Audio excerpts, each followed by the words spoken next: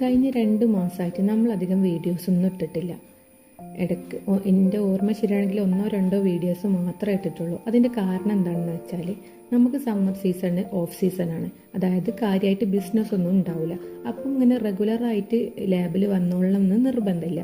അതുകൊണ്ടാണ് ഞാൻ ആഴ്ചയിലൊരു ദിവസം അല്ലെങ്കിൽ 2 ആഴ്ചയിലൊരു ദിവസം എന്ന പോലെയാണ് വന്നത്.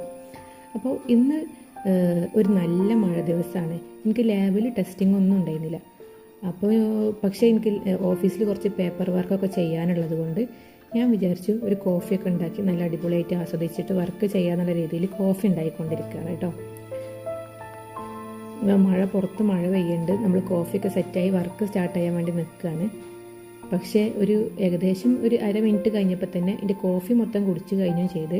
പിന്നെ ഇടയിൽ കഴിക്കാൻ വേണ്ടി ഞാൻ ഓഫീസിൽ വാങ്ങി വെച്ച പാൽപ്പൊടിൻ്റെ സാഷയുണ്ട്, അതിങ്ങനെ കഴിച്ചുകൊണ്ടിരുന്നു.